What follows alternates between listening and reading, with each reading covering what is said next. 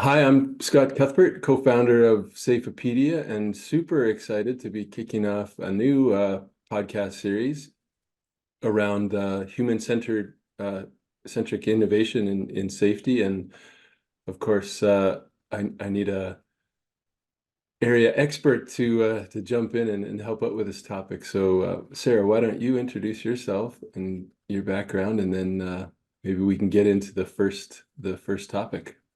Absolutely. Thank you, Scott. My name is Sarah Ballini-Ross, and I'm the co-founder and owner of Evolving Innovation. Before Evolving Innovation, I worked for a workers' compensation insurance company for 6 years, where we took new and emerging technology out into the field and put it in the hands of real-world workers to learn the good, the bad, and the ugly about innovating in the real world.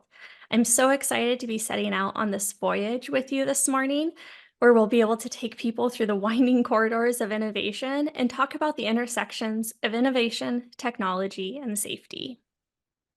Yeah, I'm super excited as well. This is a topic that's near and dear to my heart. As some people may know, I didn't start out in the health and safety field, but I was more on the finance and tech side.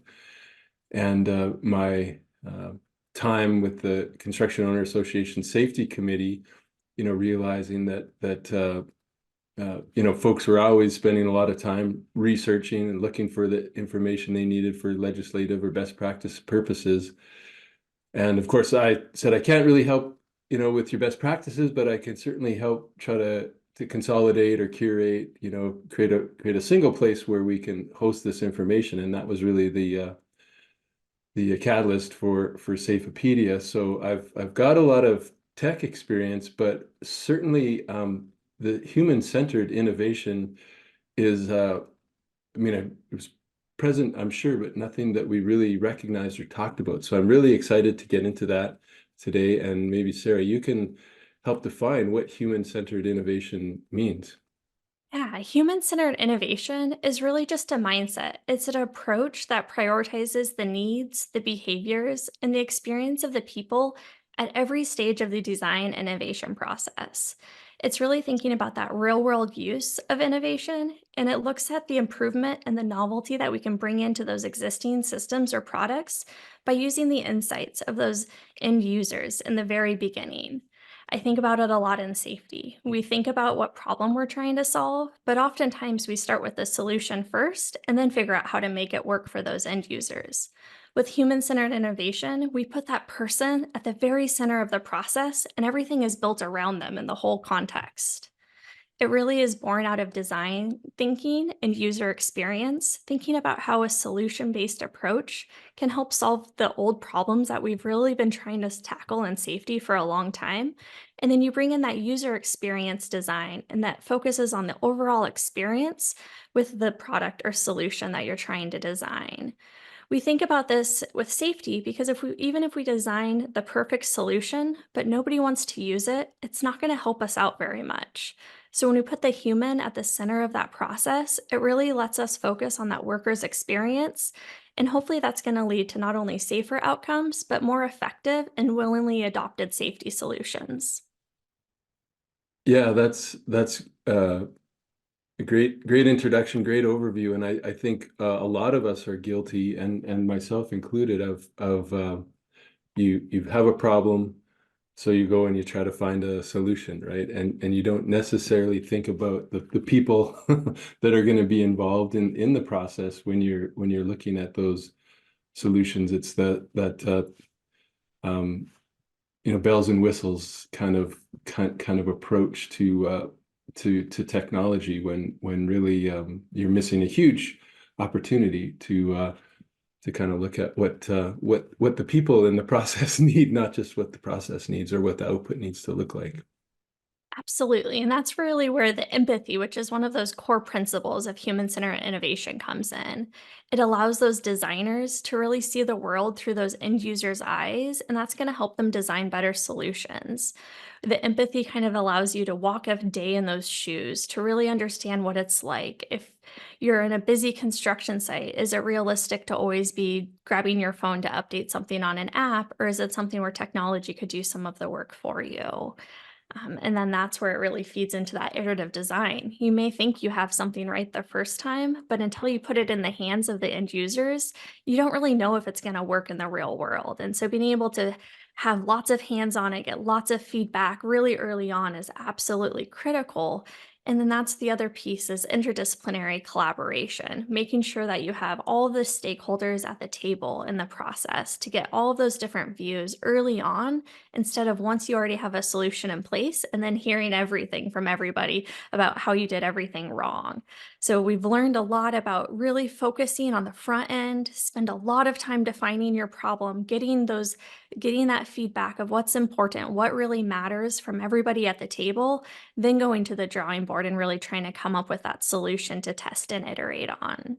It's a very different approach of how we typically implement technology. Usually, with technology, it's a top down approach. We do a big RFP process, we talk to lots of vendors. Vendors tell us how amazing their solution's going to be and how it's going to solve all of our problems. We buy it, and then it's somebody's job to figure out how to roll that out. For 6 years, that was my job of figuring out how to roll out lots of different technology across high hazard industries. But what we learned is that human centered approach really drives better outcomes. It really shifts from just that compliance mindset to a genuine usability mindset where you're really working and striving to figure out how to make this work best for everyone.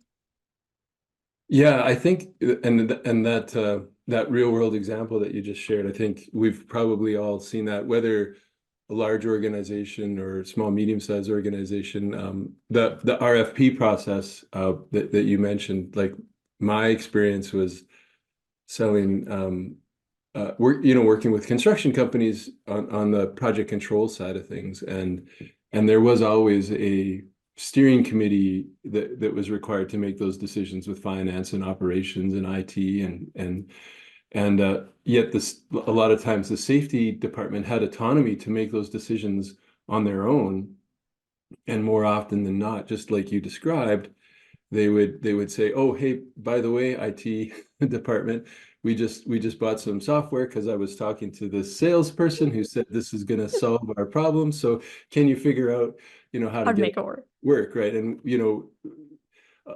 they hadn't even asked basic questions like, is it, are we a Microsoft shop? Is it Microsoft compliant? This was kind of pre-cloud days as well. So, can you use it online, offline? All of those questions were asked after the software had been purchased, not before. And certainly, the people and the processes weren't really considered. It was the shiny dashboard outcome that people were drawn to, and a lot of times that sat on the shelf, never got implemented or got implemented really poorly. And like you said, got implemented and everybody then told you what was wrong about the software rather than using it. So you talked about the steering committee a little bit, and maybe we're off script a little bit, but just talk about how you can get those people involved and engaged so that they have buy-in early on,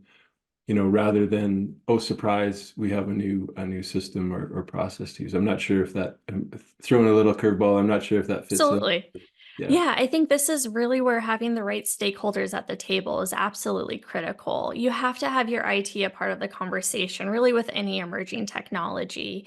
And it's really hard to have a great relationship with your IT department if you're coming to them after you've already made the decision. Early on in my work, I built really strong relationships with our IT department. We tried to establish what we called guardrails, kind of a safe space to explore, understanding what was really important to our IT department and understanding what was necessary in order to be able to implement a solution. Having them be a part of that process with vendors helped us ask better questions to make sure it was really going to work. And then having them at the table allowed for them to see the conversations with those end users around some of the challenges that we would be facing with an implementation. As we move through the process, having them be a part of those pilots to really understand what was important for them to move forward, and then also involving people like your HR, your legal department, and your operations department, really understanding how this solution fits into the bigger ecosystem because it doesn't just work in a silo. And if it does, it's going to maybe be used and then it's going to sit on a shelf and you're going to be paying some fees for something that's not going to be successfully implemented. Yeah. And did you have a real world example that you wanted to share today? Yeah, I mean, I have a couple of them. My first example, when I was 18 years old, my very first job was in a warehouse. And so, like many workers, I got to experience steel-toed shoes. And I think about how much user-centered design has changed steel-toed shoes. It's gone from a mandated piece of safety equipment to now I have my Xena boots and I grab those even if I don't need safety toes on because they're comfortable, they're functional, and they're cute too.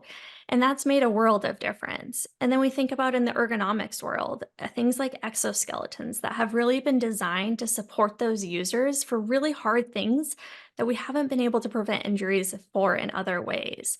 We look at how things like an exoskeleton can help somebody with bending and lifting, but also it has to not get in the way of them doing their job. And that's where some of the challenges come with new and emerging technology is we maybe design it for one thing and then we put it on, you said construction. So we put it on a construction worker who has to wear fall protection and a tool belt. And now all of a sudden it doesn't work very good. And so that's where we have to go back to that iterative process of going back to the drawing board, listening to those end users, really understanding what works and what doesn't work to be able to make a solution that's going to fit better.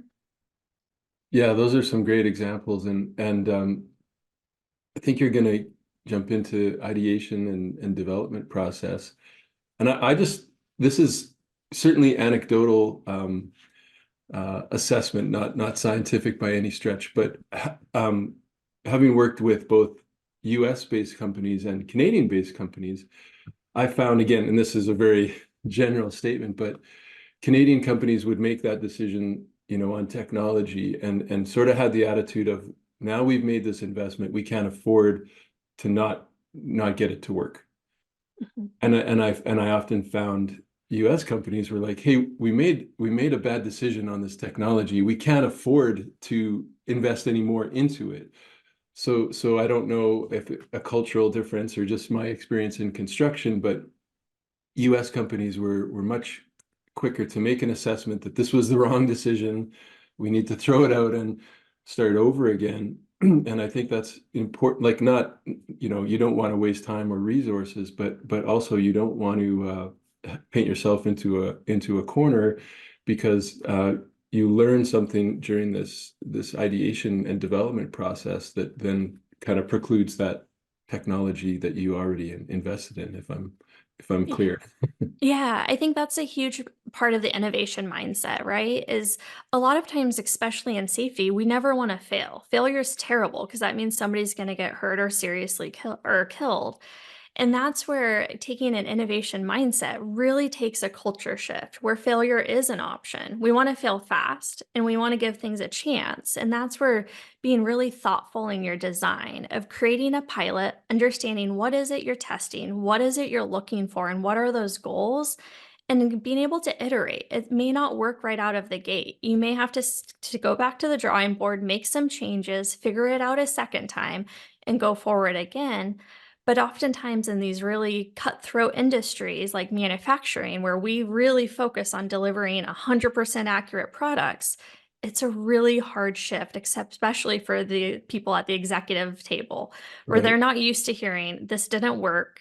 We just spent $50,000 and it's not going to work. And we need to go try something different or go do something again.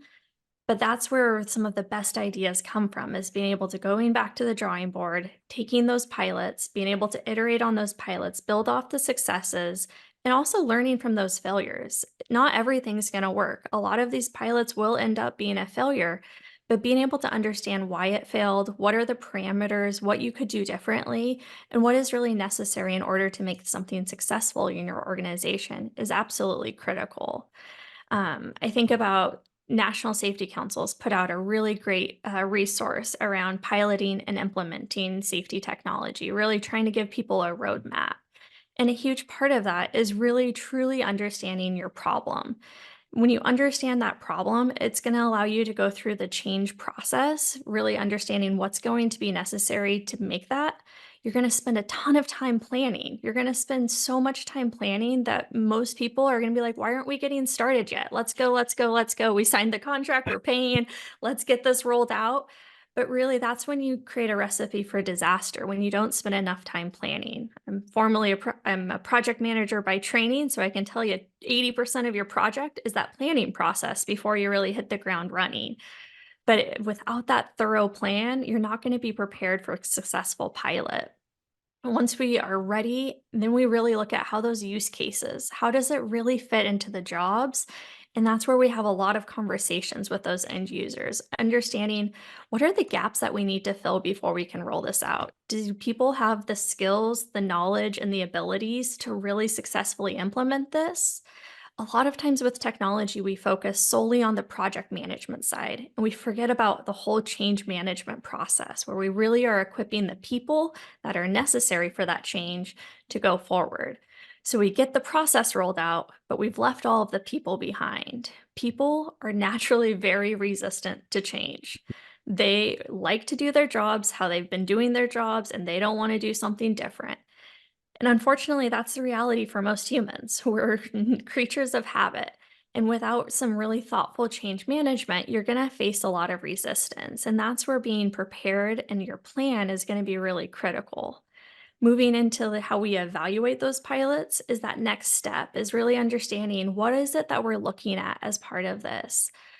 How are our needs going to evolve? Who's touching the technology in what ways? Who's managing all of that data that we're now collecting? What's the overall impact to the organization? What is it that really needs immediate attention? And what's something that we can maybe worry about later on during down the road?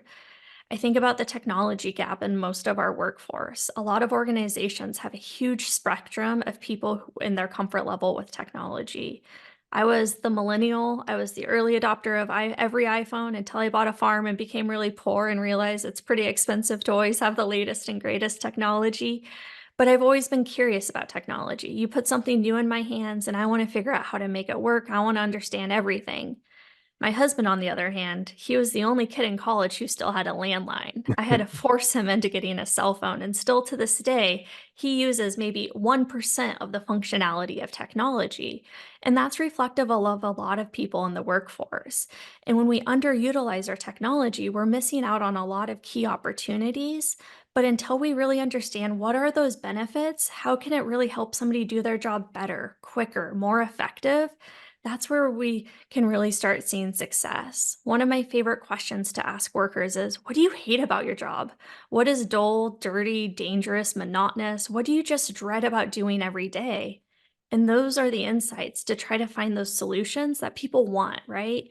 I Right. think about what's called a CAD do. You can't do without this item. So if we can find something that's so helpful that at the end of the pilot they say, no, I'm not giving it back, then you know you have a success versus something where you're having to force somebody into using it. You're having to really bring that top down approach. But we Right. don't do that if we don't focus on really understanding that problem and that planning and preparing and getting that end user voice. And that's really that key mindset of human centered innovation is keeping that human at the center of all of the process and the conversations. So asking asking the people within the organization those really good questions sounds like empowering them as well, in that pilot stage to take ownership and maybe even evolve the process beyond what was in the plan, so that like you say, at the end they're not willing to give it back because they've essentially adopted or taken ownership of that technology or that new process. Absolutely. A really good example was a pilot I ran around exoskeletons. We had a few different organizations. One organization really did a great job of empowering their workers. They asked for volunteers who wanted to be a part of it. They gave them time to really understand and play with the devices. And we saw that curiosity really come alive. It brought us better solutions. Workers saw the value of it, but it wasn't quite working for them. There needed to be some changes to the device in order for it to be effective and helpful for them. And so one of the employees took that exoskeleton home, got out a sewing machine, and fixed it. He created a solution that worked for him. But it Wow. was because he had that curiosity, because he was empowered, because his thoughts and his input was valued by his organization that he went through that extra effort. Compared to another organization I worked with, they just selected people who they thought would be a good fit for the exoskeleton. They pretty much told them that they were going to be using this device as part of the pilot and they wanted their feedback. And at the end, some of the feedback we received was my favorite part of this was the box, so I could give it back to you because they weren't really empowered. They didn't feel like they had that voice, that they had that opportunity to provide valuable input. And that's where having failure as an option is really critical because we needed to be able to know this doesn't have to work for you. What we're interested is could it work for you and what would we need to change to make it work for you? And to give people the space to play. We don't play as adults, right? You Right. give something new to a kindergarten classroom, you have 30 kids who are trying to figure out how you use this. You give that same new thing to adults, we're going to go back to our old thing before we ever touch that new thing in most situations. Is that like advice that you would give to an organization? Like you talked about early adopter, and I'm sure every organization has different ages and different kind of mentalities or philosophies that drive employees, and there's some early adopters. There's probably Mhm. some of the I'll be the last one to use the new technology, and a lot of people in between. If you are doing a pilot and recruiting employees to participate, is it important to consider those things ahead of time? Absolutely. A lot of times people want to jump to putting their like most challenging user into that pilot because their mentality is if we can make it work for negative Nancy, everybody will love it. Right. But unfortunately, you're not going to have that curiosity of how do we need to adapt this to make this work? And that's what's really critical with a pilot. So when you're selecting your pilot, you want those eager people who want to understand the good, the bad, and the uglies, who want to get their hands dirty and really get into the solution and not just purely go through the motions. And that's where that curiosity is absolutely critical. Being able to really understand what if we made this change? What if we did that? And that's where that feedback is absolutely critical. It's a huge part of the success is really having that constant feedback pathway between the implementation team and the end users to understand that user feedback and then be able to iterate and make some changes in real time. That was some of my favorite parts of partnering with vendors is being able to take that end user feedback from the real world, call a vendor and say, "Hey, they like your device, but X, Y, and Z is getting in the way. Is there any possibilities?" And then a couple days later, 3D printers make a world of difference. They could print a new solution, ship it out, and we could put it on workers and say, we took your feedback, we heard you, and now we have this for you to try. Is this going to Right. help? And even if it didn't hit the mark, users felt so valued because their words mattered. They were able to give that feedback and see some real time changes. And even in pilots that failed, employees gave us that same feedback that they felt so empowered by their organizations to be a part of that pilot, to be able to give their feedback and see some changes. A very different approach than a lot of traditional safety things where you're being told what to do, you're being told that this is the program versus being able to be a part of the solution building process. Yeah, and I think from my experience as well, like selecting people who can become the champions, as the solution or technology rolls out across the organization. My One of my favorite examples was working with a steel manufacturing company, and I was the project manager, and I came in to help get them to the next stage, and the woman who was the internal champion had already done everything right, and so that their CFO could see that I had this look on my face and said, what's wrong? Is there a problem? And I said, no, you guys don't need me anymore.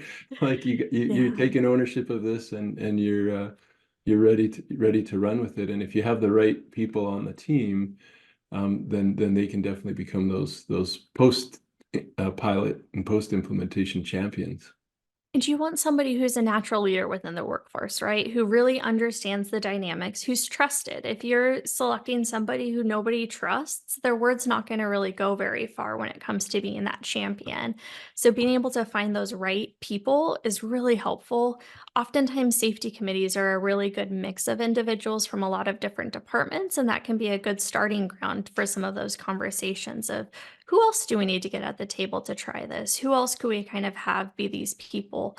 One of my favorite things to do is really equipping the foremans or superintendents with the technology first, giving them the opportunity to experience it, even if it's not something that they're going to be using, so they can understand what those employees are going to be dealing with and working with on a regular basis. It's really easy to tell somebody to wear an exoskeleton all day until you've actually worn an exoskeleton all day and understand what it feels like. Right. And so by kind of giving people that opportunity to experience it first before they're telling people how to use it has been really helpful in creating more effective solutions. Great. Did we get through all the benefits, or is there a few more that you need to we should be touching on here? There's definitely some more benefits. I think about the advantages for the businesses overall. What you learn through piloting is going to help improve your safety and productivity. With one of the telematics pilots was a great example. You know, traditionally telematics is not really loved by most employees. It's a pretty creepy, pretty big brotherish type of thing, but you really talk to end users and figure out how could this help you solve your problems, we saw some great outcomes become out of that. We saw businesses no longer have to be calling back and forth to figure out where workers were. We saw them increase their job productivity because now they were able to do away with time cards and logging in because as soon as an employee drove on the site, they were able to be clocked in automatically. And that drove some cost savings. We also were able to give employees bonuses if they were good drivers every month. Employees loved getting an extra $100 every month for just doing what they were doing already and being rewarded. Those companies also happened to be saving about $300 in fuel every month, so it made it a really quick no brainer solution. We know it has the opportunity to enhance employee morale. So oftentimes we don't always love all the aspects of our jobs, right? You get Right. around that break table, you hear all the moans and groans of people. But when we give them the opportunity and that space to start solving some of those problems, we see more engaged employees. Even if they don't love the solution, giving them the chance to provide that feedback and that opportunity to try something new and different really can help drive that. My employee who absolutely hated his exoskeleton and told me his favorite thing was the box so he could give it back to me. That same person, when I asked him what was it like to participate in this pilot, he said he had never been so proud to be an employee of that organization, that he had never felt so valued, that he was so empowered to be able to give that feedback and be able to try something that it totally changed his view. People also view their organizations differently when they're trying new things to solve problems, right? So oftentimes people are frustrated and they feel like things are never going to change. And so when we start bringing that innovation mindset of how can we do things new, differently, people get excited. They want to make a difference. And when you give people that avenue and that platform to have their voices heard, you can start hearing some really great ideas come out about it. We also know that it actually works. So there's been a number of different studies that show that implementing ergonomic interventions can reduce MSDs by 50%. But right, you have to know what are those pain points in order to make it work. When we look at construction, when we implement fall protection with user-friendly features like clear instructions, having a comfortable fall protection harness, that's easy to don and doff, we've been able to show that that will reduce falls by 40%. There's not many other things that you can do to successfully reduce falls by 40%, but that's the power of putting humans at the center of the process. It comes over into healthcare as well, right? So when we were able to redo how nurses' workstations were designed, we saw a 30% reduction in musculoskeletal pain and improved job satisfaction. So when people aren't in pain, when they're empowered, they start doing their jobs a little bit better. And now with the use of cobots and robots and automated lifting device, we start seeing some drastic reductions in back injuries as well. Right. Yeah, that's amazing. Um, So those are some of the benefits. What are some of the challenges and the obstacles? And I mean, we touched on a few, but what else do you see out there? Well, obviously, your biggest challenge is going to be that resistance to change from traditional practices. It is hard to do things new and different, and that's where it's really critical to balance those user needs with that technical and economic feasibility. I think about it a lot like a Venn diagram, where we have what the solution can bring, what the worker needs, and what the organization needs. And we're going for that sweet spot in the middle. And a lot of times, technology, especially emerging technology, may not quite be there yet. And so that's where you're gonna have to be able to overcome some of those challenges. Also, just having technology work within your ecosystem, right? Are you an Office 365 shop? Are you a Apple shop? Is this a piece of technology that requires a really strong Wi-Fi connection and you're out on a construction site in a relatively rural location that doesn't have that 5G capabilities that's really necessary? Getting all of your organization on board can be really challenging, right? So maybe your safety department absolutely loves it, but your IT says this is a huge vulnerability, or your legal says, nope, this opens us up to way too much risk. So being able to really make sure everybody's on board is really critical early on. I think the cost is another thing that you have to be able to acknowledge. Oftentimes, these solutions are pretty expensive and they may not have the ROI case studies that you need to really build that strong business case. So, being able to have enough trust in the process to be able to make some investments, but also give things enough time to make it work. We see one of the biggest challenges to people truly innovating is just the challenges of doing their day to day jobs. I don't know very many safety directors who have a lot of free time on their hands, right? Safety is the catch all for so many things, including rolling out new solutions. And that's where it can be really hard to fit that into everything else somebody's already trying to accomplish. Yeah, I would add to that as well. Again, it's a very broad statement, and there's lots of different industries and sizes of organizations and different sizes for each. But generally, traditionally, it used to be bringing in external consultants or bringing in vendor consultants to help, with the pilots or implementations. But I think it's changing for the better to really bring, involve in as many or as much employees as possible in that process and backfill their positions. It's a little easier to backfill, some admin support than it is to bring in experts who are going to take their expertise and leave. Yeah. I think that like the example you mentioned of the exoskeleton and the fellow being extremely proud to be an employee and proud to be involved in that process. I think if you bring in external consultants, really do it in a measured, managed way so that you can still involve employees as much as possible. That's I think it's changing more and more, but just wanted to Yeah. tack that on there. I mean, and we still have all of the normal barriers of the politics, the turf wars between organizations, a lack of strategy oftentimes. With a lot of emerging tech, there isn't a great playbook. We don't have a whole bunch of people who we can go to ask, how do we make this work? How do we do this exactly? We have cultural issues, right? If somebody's never worn a backpack before and they've never had something constricting on their body, it's going to be really challenging for them to feel comfortable in an exoskeleton that's pretty close fitting to their body. We see lack of planning being one of the biggest barriers. We sign that dotted line and then we go, and we don't spend that time to plan out that process, or we don't see how this solution really fits into our larger organization's vision. And so oftentimes employees are really asking, well, why are we doing this when I'm still getting my hand when we're still getting fingers cut off on a daily basis or we're getting people struck by equipment?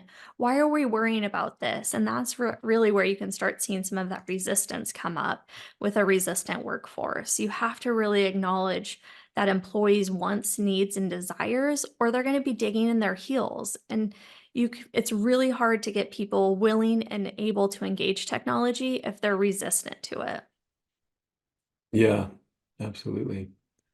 Um, so if we know the benefits, we know the challenges, we plan appropriately. I guess it's probably again difficult to describe, but like the process and the flow and the timing you mentioned people want to go.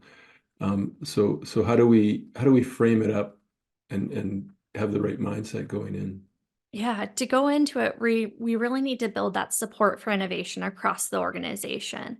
It's really critical to have that leadership support of having your upper leadership say, "We are committed to this. We are wanting to try it. We want to make it, we want to understand what needs to happen to make it work."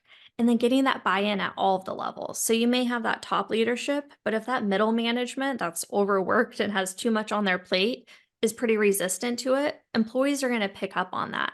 So being able to get that buy-in at every level, but then giving people that safe space to experiment, to understand that it's okay, and maybe giving them a little bit more time, right? In these high production environments, it's really hard to have that safe space to experiment when you have that production pressure looming overhead. When I worked in a warehouse, we had to pull so many lines every single day. If you're not pulling enough lines, you're going to be in that office having a conversation. But if you're trying to figure out how to make your exoskeleton work, your lines are gonna go down, and that's what we know is when you implement new things, people are gonna work a little bit slower. They're gonna need some more time. It takes a cognitive load to try new things, and we need to be able to give them that space to experiment. We also need to give it time to scale. We can't expect to roll something out broad scale. We need to start really small, start with a small group, but also have that permission to fail that oftentimes is missing. We need to have the budget to be able to make it happen. Those relationships that we've been building are going to be absolutely critical, right? So, do we have the frontline supervisors on board? Do we have senior leadership on board? IT, HR, legal? Are all of those players really okay with what we're doing? We need to make sure they are before we go forward because people are going to pick up on it if there's resistance within the organization. And if there's resistance, they're going to dig in their heels because why would I spend time figuring out how to do this if IT is just going to pull the plug on it when it comes time to renew that contract? And that's where cultivating curiosity across your workforce is really, really helpful. Figuring out how to invest in developing that learning agility, not only among your leaders, but also among your workers. It's really hard in manufacturing and construction, right? We like to do things that we know work, that this is Right. how we do it. It's going to have a great outcome and we're not going to fail. But it takes those failures to really make human centered design work because we have to be able to iterate, we have to really be able to go back. We have to develop something that's novel, see if it works, and then go fix what doesn't work in order to get that really helpful solution. Yeah, I think that's fantastic advice. And I think if um like myself, anyone listening in is like, I love this. This is fantastic. How do I get started? We're gonna have Sarah's contact information. We definitely encourage people to reach out, but we're also going to be doing more episodes around human-centered innovation and cultivating that within your organization. And we're going to be bringing guests in who have real world experience in different areas with different tech and different innovation in order to help other people be those leaders within those organizations to introduce that human-centered innovation. Absolutely. The whole idea is being able to go from your problem to your pilot to a viable solution that works across your organization. And that's where being able to really have those conversations and have that space to pilot is going to be critical. And I can't wait to bring people along for this journey. Yeah, well, thank you so much for joining today, Sarah, and look forward to our next episode. Absolutely. Have a great day, Scott. Thanks, Sarah.